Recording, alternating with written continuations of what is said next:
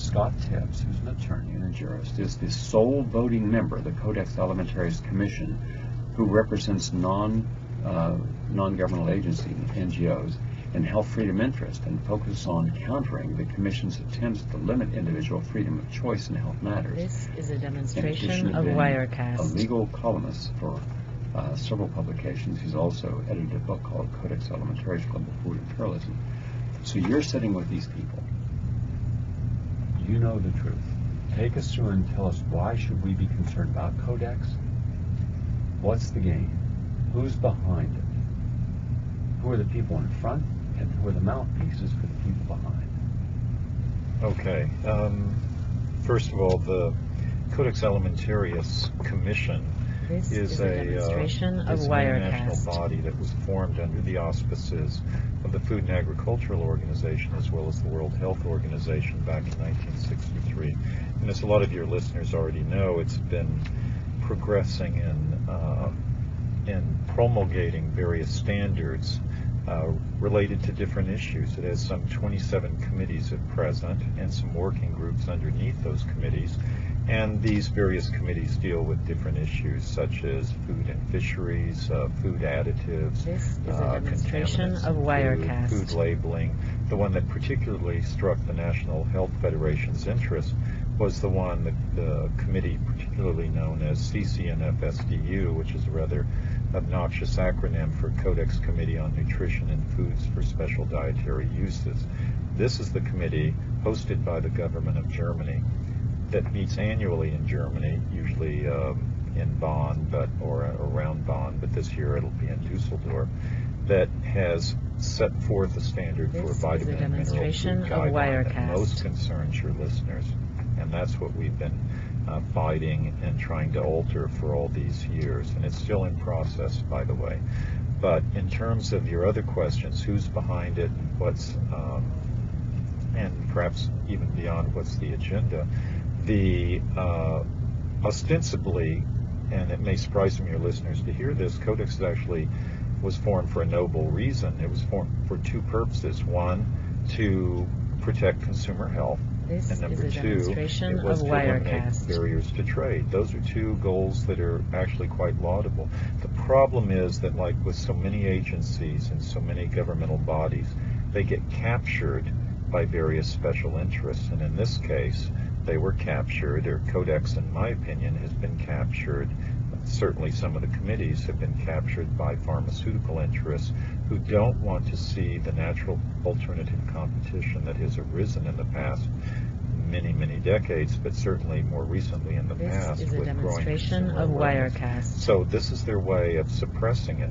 In the past, they've captured various governmental agencies like the FDA, and they use that to suppress natural remedies and natural alternatives to pharmaceutical drugs. But then they have the big prize here. They have a global agency. They have Codex Alimentarius with its guidelines and its standards that will be adopted worldwide. So they can get everything with one fell swoop, and that's what they're aiming for. Several years ago, this is a when they were trying to justify the suppression of all vitamins, all nutrients, except those that had been deemed essential for health, any that would not be deemed essential would be banned. And then those that would be essential would be at the lowest possible amount, amounts that I would never, as a responsible registered dietitian and a registered PhD nutrition, I would never offer. I would consider myself incompetent and negligent if I offered any person I was working with such tiny amounts of a nutrient.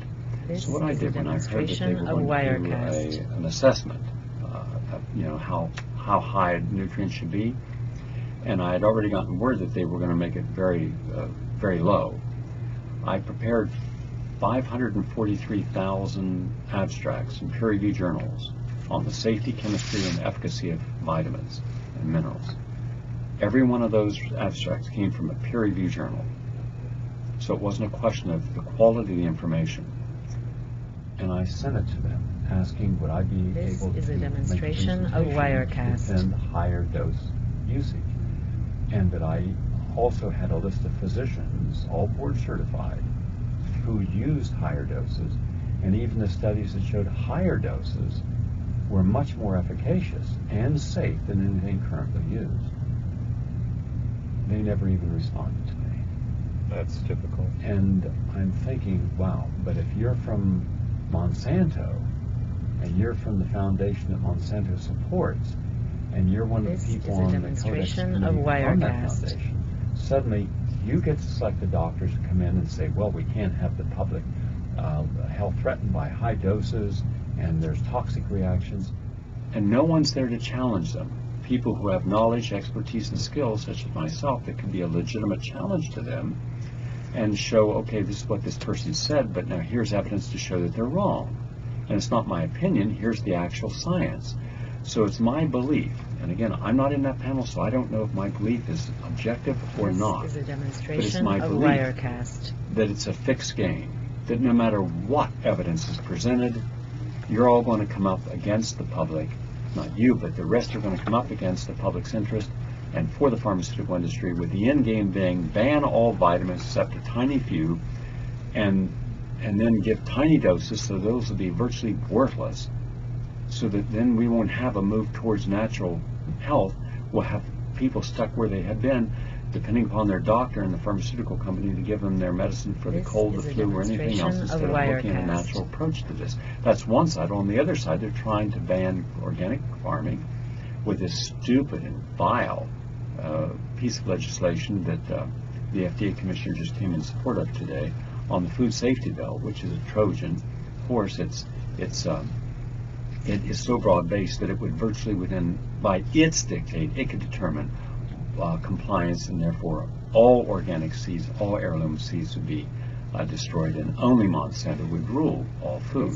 So with Monsanto ruling all food and everyone having to plant a genetically modified seed for all food on the planet, and going to prison or $1 million fines if you fight them or if they catch you with a seed, that's how draconian. This is a fleet state mindset. Then I have no confidence in what your group is doing. I think your group is a fraud. I'm telling you to your eyes, to your face. Look at my eyes. I'm saying your group is a fraud. Codex? Codex is a fraud. Now you show I'm wrong. Well, at first you call it my group. I didn't say you This personally. is a demonstration I of said Wirecast. Codex All right.